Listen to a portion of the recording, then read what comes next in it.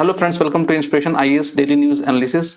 तो आज हम 1 अप्रैल 2021 का डेली न्यूज एनालिसिस करेंगे। जो बच्चे यूपीएससी और अदर स्टेट पीसीएस के लिए प्रिपरेशंस कर रहे हैं, वो हमारे वेबसाइट www.inspirationies.org पर जाकर इस लेक्चर के पीडीएफ और इसके संग और भी बहुत सारे स्टडी मटेरियल्स को डाउनलोड कर सकते हैं, जो उनके आपके प्रिपरेशन में काफी ज्यादा हेल्प मिलेगा। अल्टरनेटिवली आप हमारे सोशल मीडिया पेज जैसे फेसबुक, इंस्टाग्राम, यूट्यूब और टेलीग्राम चैनल को भी सब्सक्राइब कर सकते हैं for other study materials and special notes. Inspiration IAS ने अपने फाउंडेशन बैचेस स्टार्ट कर दिए हैं, तो जो बच्चे स्टेट यूपीएससी और अदर स्टेट पीसीएस के लिए प्रिपेयर कर रहे हैं, वो हमारे इस फाउंडेशन बैच को ज्वाइन कर सकते हैं, जो आपके प्रिपरेशन में काफी ज्यादा हेल्प मिलेगा। ज्यादा जानकारी के लिए आप हमारे इन नंबरों पर कॉन्टेक्ट कर सकते हैं। इंस्पिरेशन आईएएस ने अपने मॉक टेस्ट सीरीज जैसे कि UPSC and other state PCS के लिए prelims mock test series start कर दिए हैं।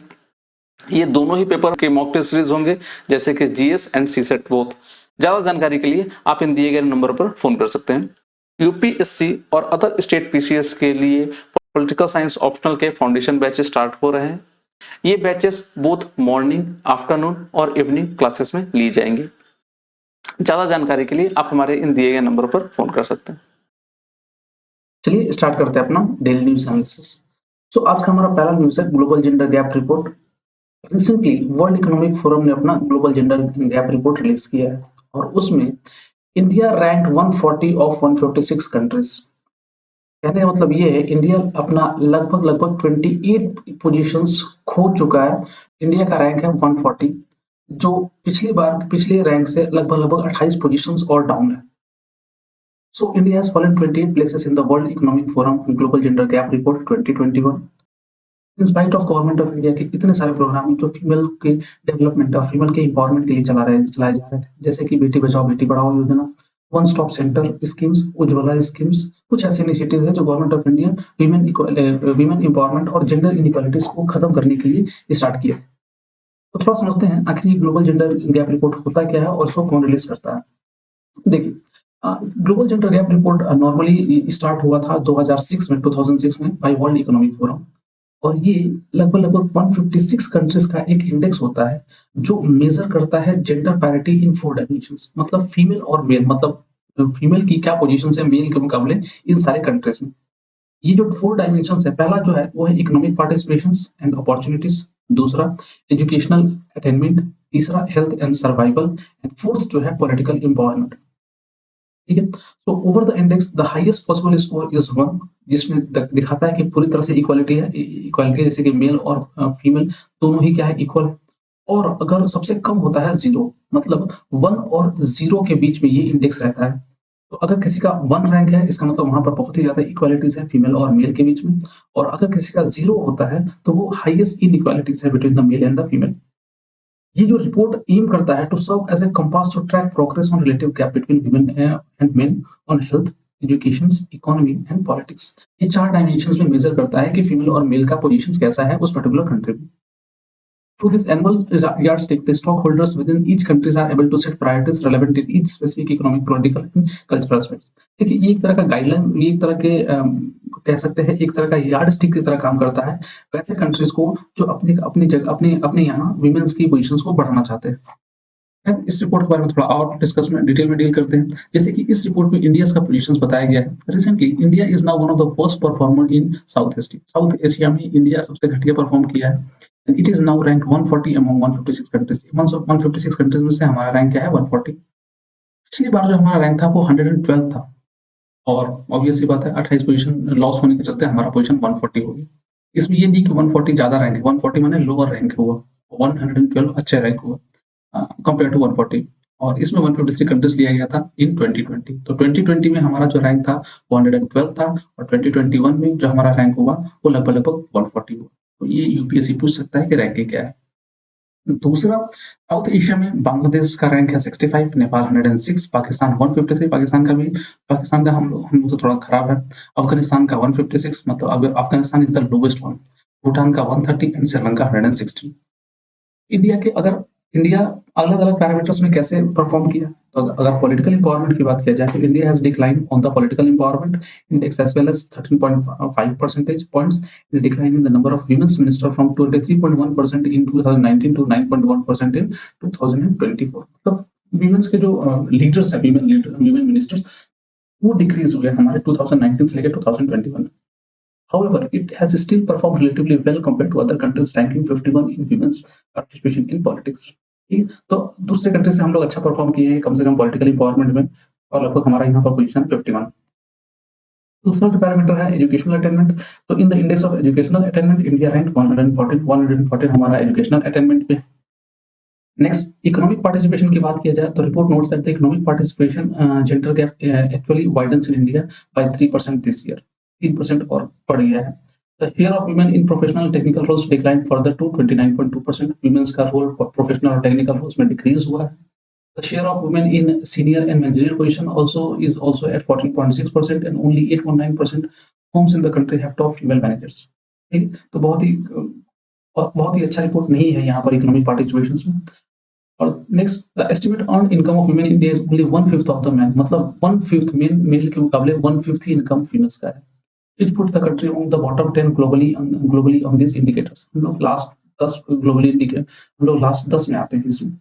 In Pakistan and Afghanistan, the income of an average woman is below 16% of that of an average man, while in India it is 20.7%. मतलब थोड़ा सा ही अच्छा है पाकिस्तान और अफगानिस्तान से। हेल्थ सेक्टर्स, हेल्थ और सर्वाइवल इंडेक्स में देखा जाए तो on this India has fared the worst, ranking at 155, लगभग 155 है हमारा हेल्थ एंड सर्वाइवल इंडेक्स में। 156 कंट्रीज हैं और हमारा 155 रैंक है वहाँ पर। And the only country to have fared worse is China.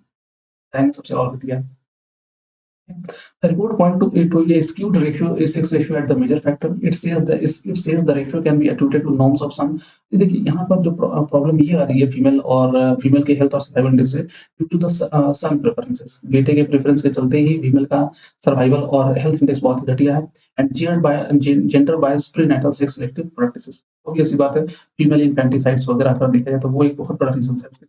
China and India together account for about 90 to 95% of the estimated 1.2 to 1.5 million missing female birth annually worldwide due to gender bias prenatal sex selective practices. तो obvious बात है, female इन्फेंटिसाइड्स के चलते हमारा ये जो number है health में वो बहुत ही खराब हुआ। चलिए आगे बढ़ते हैं, थोड़ा ग्लोबल सिनेरियो देखते हैं। तो ग्लोबल सिनेरियो में देखा जाए तो South Asia incidentally is one of the worst performing region, सबसे घटिया performing region, followed only by the Middle East and northern Africa. The largest gender gap in political empowerment. The gender gap in political empowerment remains at the largest. Women represent only 26.1% of some 35,500 parliament seats and just 22.6% of over 3,400 ministers worldwide. ठीक है? In 81 countries, there has never been a woman head of state as of 15th January 2021. लगभग 81 ऐसे countries हैं जहां पर कोई भी female head नहीं हुई है। Bangladesh is the only country where more women have held head of state position than men in past 50 years. Bangladesh एक ऐसी कंट्री हुई है जहां पर फीमेल हेड कंपेयर टू ज्यादा हुई है इन पास्ट 50 इयर्स में। इकोनॉमिक पार्टिसिपेशन की बात किया जाए अगर ग्लोबल सिनेरियो में, तो the countries with the largest gender gap in economic participation includes Iran, India, Pakistan, Syria, Yemen, Iraq and Afghanistan. अगर देखी जाए तो ये इंडिया के लिए शर्मनाक बात है। Time frame to close the gap, it will take South Asia 195.4 years to close the gender gap, while Western Europe will take 52.1 years. देखिए, इसमें एक टाइम फ्रेम बताया गया है कि आने वाले लगभग 200 सालों में साउथ एशिया अपने जेंडर गैप को फिल करेगा, जबकि western Europe will take only 52.1 years. So South Asia को अभी बहुत टाइम लगेगा ये जेंडर गैप को फुलफिल करने में, और इंडिया के लिए हमें और अपनी स्कीम्स को और ज्यादा इंटेंसिफाइड करके चलाने पड़ेंगे। चलिए थोड़ा देख लेते हैं वर्ल्ड इकोनॉमिक फोरम क्या है। देखिए, World Economic Forum is the international organisation for public private cooperation and it was established in 1971। 1971 में एस्टैब्लिश हुआ था। It is a non for profit foundation, इसका हेडक्वार्टर है जिनेवा में, Switzerland. It is independent, impartial and not tied to any special interest. किसी भी, ये एक तरह का इंडिपेंडेंट ऑर्गेनाइजेशन है और कोई स्पेशल इंटरेस्ट इनका नहीं होता है। And the forum strived in all its efforts to demonstrate entrepreneurship in the global public interest while upholding the highest standard of governance. World Economic forum और भी कुछ रिपोर्ट रिलीज करता है, जैसे कि energy transition index, global competitive report, global IT report. Whereas world Economic forum और INSEAD along with Cornell university, ये तीनों जन मिलके ग्लोबल जेंडर गैप रिपोर्ट निकालते हैं, global risk report and global travel and tourism report. ये थोड़ा important है, UPSC can ask you which of the following report is being released by World Economic Forum. So अगर की concept देखा जाए तो इंडिया का पोजीशंस 140 है और वी लैक्ड वेरियस, हमने बहुत सारे डायमेंशंस में इंडिया का पोजीशन बहुत ही शर्मनाक है। चलिए हम अपने अगली न्यूज़ की तरफ चलते हैं और नेक्स्ट जो न्यूज़ है हमारा एक्सरसाइज वज्र प्रहार। रिसेंटली यूएस और इंडिया के स्पेशल फोर्सेस ने एक मिलिट्री एक्सरसाइज किया है हमारे हिमाचल प्रदेश में। और हिमाचल प्रदेश के जो स्पेशल फोर्सेस ट्रेनिंग इंस्टीट्यूट है जिसको बकलो बुलाया बकलो रीजन में आता है, वहाँ पर वहाँ पर ये एक्सरसाइज हुआ है। Recently, the 11th editions of the Joint Special Force Military Exercise Vajra Prahar has been conducted by Special Forces of India and US at Special Force Training School at Baklo in Himachal Pradesh। देखिए ये military exercise नहीं है, यहाँ पर हमारे special forces जैसे कि para commandos हो गए, मार्कोस हो गए, ये सब ये फोर्सेस वहाँ पर उन्होंने ये एक्सरसाइज किया है। And it is a special force joint military training exercise. It takes place alternatively in India and the US since 2010। ये 2010 से ये एक्सरसाइज हो रही है और अल्टरनेटिवली ये इंडिया और यूएस में होता रहता है। Its aim is to enable sharing of best practices and experience in areas such as joint missions, planning capabilities, and operational tactics। तो दोनों फोर्सेस स्पेशल फोर्सेस आपस में एक तरह के शेयरिंग करते हैं बेस्ट प्रैक्टिसेस को और जॉइंट मिशंस प्लानिंग और कैपेबिलिटीज में और ऑपरेशनल टैक्टिक्स में ये काफी ज्यादा हेल्प कर सकता है इस तरह के मिलिट्री एक्सरसाइजेस। चलिए हमारा जो नेक्स्ट थर्ड जो न्यूज़ है वो है ग्लोबल विंड रिपोर्ट 2021 के ऊपर में। देखिए रिसेंटली जीडब्ल्यूईसी ने अपना ग्लोबल विंड रिपोर्ट निकाला है। इस रिपोर्ट में कहा गया है कि 2020 was a record year for the global wind power industry despite the impact of कोविड-19। मतलब 2020 विंड पावर के जनरेशंस के अगर एरिया में देखा जाए तो सबसे अच्छा साल रहा है इन स्पाइट ऑफ कोविड-19 impact. But we are still falling short to meet the world climate target. जो हमारा वर्ल्ड क्लाइमेट टारगेट है 2% डिक्रीज करना, टेम्परेचर 2 डिग्री सेंटीग्रेड डिक्रीज करना, उससे अभी हम लोग बहुत दूर हैं। तो चलिए थोड़ा देखते हैं आखिर ये ग्लोबल वर्ल्ड रिपोर्ट है क्या और जीडब्ल्यूसी कौन और कैसी ऑर्गेनाइजेशन है।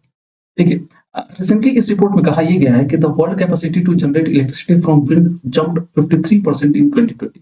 मतलब 2020 में ये 53% जंप किया है world electricity generation from wind और a total of 93 gigawatt capacity was installed in the year।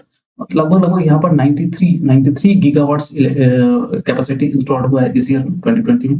And at present the world has total wind energy capacity of 743 gigawatt. तो लगभग 743 गीगावाट की कैपेसिटी अभी हो गई है पूरे वर्ल्ड की, जिसमें China and United state accounted for 75%। मतलब चाइना और यूएस बहुत ही ज्यादा परसेंटेज शेयर करते हैं विंड इलेक्ट्रिसिटी जनरेशन में। Over half the world's wind power capacity। Next, wind power generation capacity in India has significantly increased in the recent year। India का भी report काफी अच्छा है। And as of February 2021, India's total installed wind power capacity is 338 gigawatt, which is the fourth largest installed wind power capacity in the world। हम लोग लगभग fourth position से हमारा wind power इंस्टॉलेशन कैपेसिटीज में। Next GWC की बात किया जाए तो GWC was established in 2005 and it provides credible and representative form for the complete wind energy industries on an international scale। और इसका जो हेडक्वार्टर है वो बेल्जियम में होता है। मींस ये विंड एनर्जी से रिलेटेड जो भी सपोर्ट्स जो भी रिपोर्ट्स और क्रेडिबिलिटी और रिप्रेजेंटेशंस और सपोर्ट ये प्रोवाइड कराता है। ग्लोबल विंड पावर कैपेसिटी ये अभी हो गया है 743 and global wind power growth must triple over the next decades to avoid the worst impact of climate change. GWEC अपने ग्लोबल विंड रिपोर्ट में ये कह रहा है कि अगर हमें क्लाइमेट चेंज से बचना है तो हमें विंड पावर जनरेशन कैपेसिटी को इंक्रीज करना पड़ेगा compare to our fossil fuels energy. और policy maker must take a climate emergency approach towards the wind power electricity generations. Recently इस ग्लोबल विंड रिपोर्ट 2021 में ये कहा गया है कि जो विंड से जो इलेक्ट्रिसिटी जनरेट होती है किसी समय बहुत ही ज्यादा एक्सेस एनर्जी जनरेट हो जाती है, तो हमें उस एनर्जी को दूसरे फॉर्म में कन्वर्ट कर देना चाहिए और उसी प्रोग्राम्स को हम लोग कहते हैं power to X project. Power to X project अब थोड़ा समझते हैं कि पावर टू एक्स प्रोजेक्ट यह कंसेप्ट है क्या। देखिए Power to X is a promising and innovative storage solutions for wind for various uses। मतलब विंड से जो इलेक्ट्रिसिटी जनरेट हो रही है उस इलेक्ट्रिसिटी को हम लोग दूसरे फॉर्म में इसको सेव करेंगे या यूज करेंगे, ना कि इलेक्ट्रिसिटी के फॉर्म में। जैसे कि stored electricity can be electrolyse. जो भी इलेक्ट्रिसिटी स्टोर्ड है उसको इलेक्ट्रोलाइज किया जाएगा इनटू हाइड्रोजन, उसको हाइड्रोजन में कन्वर्ट किया जाएगा to be used as feedstock to produce bulk chemical like methanol or ammonia for industrial process or combined with captured carbon dioxide to make carbon neutral liquid fuel such as crude gasoline, diesel and aviation fuel। जिसको हम लोग power to liquid fuel concept भी बोलते हैं। तो देखिए यहाँ पर जो भी इलेक्ट्रिसिटी जनरेट होगा उस इलेक्ट्रिसिटी को हम लोग क्या करेंगे, इलेक्ट्रोलाइज़ कर देंगे और इलेक्ट्रोलाइज़ करके उसको हम लोग उसको कन्वर्ट कर देंगे हाइड्रोजन में। और इस हाइड्रोजन को हम लोग यूज़ करेंगे कार्बन डाइऑक्साइड के साथ जो कैप्चर किया गया है, और this will lead to the formation of a fossil this will lead to the formation of a crude gasoline, diesels या एविएशन फ्यूल वगैरह बनाए जा सकते हैं।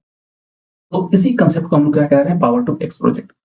हियर स्टोर्ड ग्रीन पावर, इसको ग्रीन पावर इसलिए कह रहे हैं क्योंकि इसमें किसी भी तरह का फॉसिल फ्यूल नहीं यूज़ हो रहा है विंड पावर में। So stored green power can generate heat through pumps और electric boilers for houses and factories, जिसको हम लोग पावर टू हीट बोलते हैं, और contained in underground formation such as salt domes and feed back to the gas grid और transform into electricity when needed. तो इसको हम क्या कर सकते हैं, वापस से इस एनर्जी जो भी एनर्जी वहां से प्रोड्यूस हो रही है उसको हम लोग स्टोर कर सकते हैं और उसको वापस हम यूज कर सकते हैं इन फ्यूचर।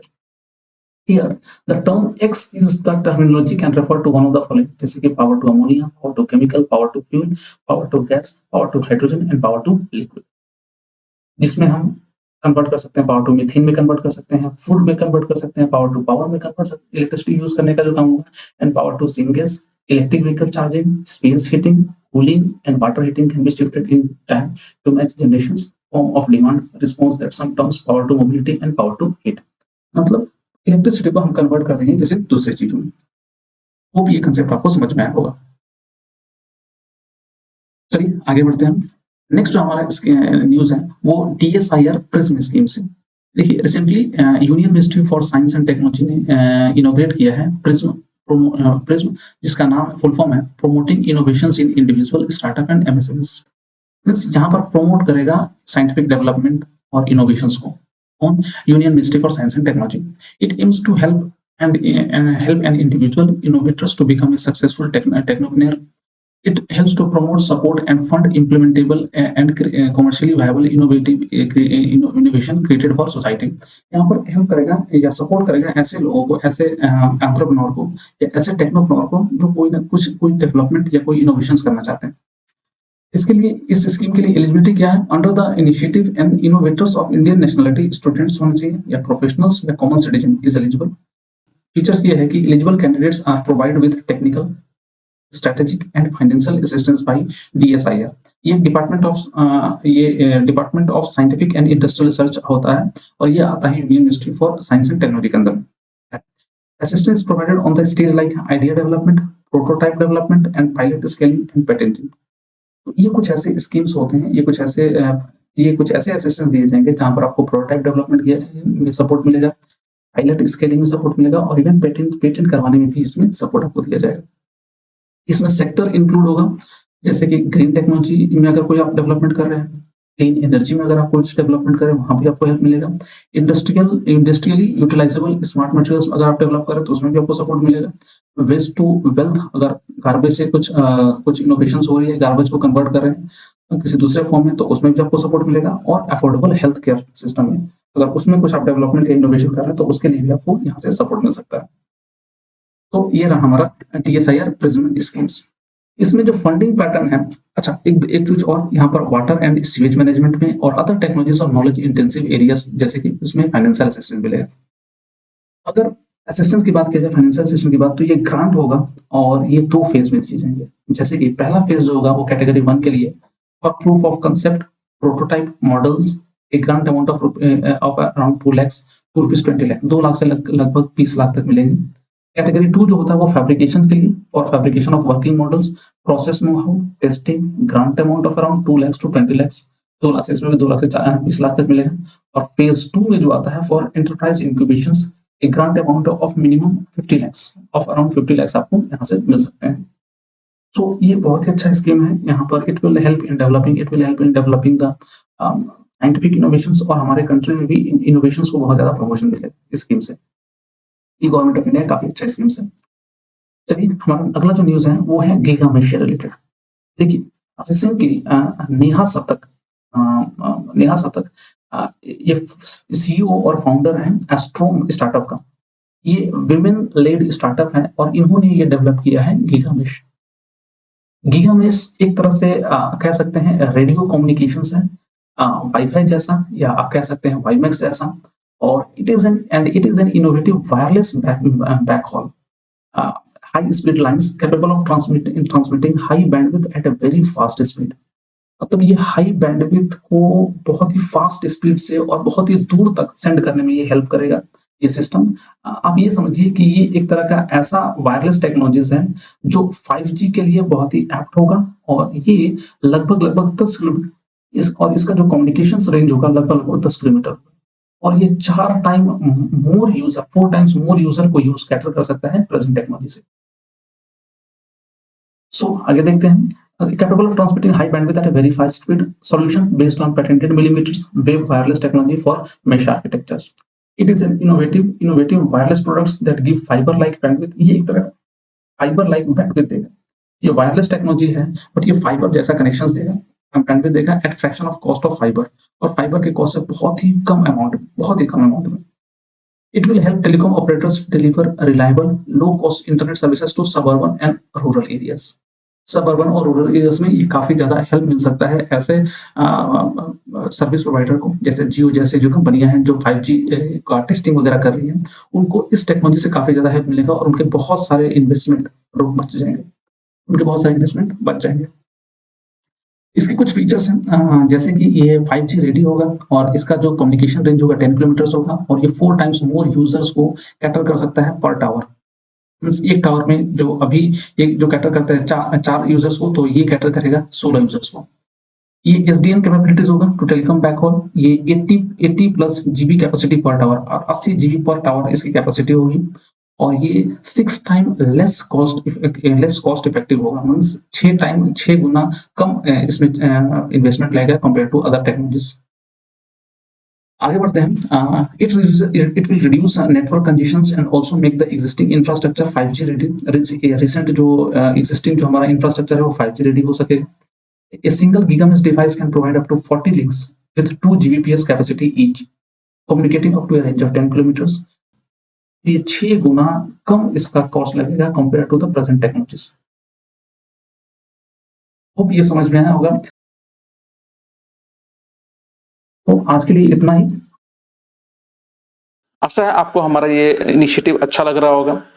आप हमारे इस चैनल को सब्सक्राइब कर सकते हैं और बेल आइकन भी प्रेस कर दीजिए ताकि हमारे जो नए वीडियोस के डेली नोटिफिकेशन आपको मिलते रहे। आज के लिए शुक्रिया। कल फिर हम मिलते हैं एक नए डेली न्यूज एनालिसिस में।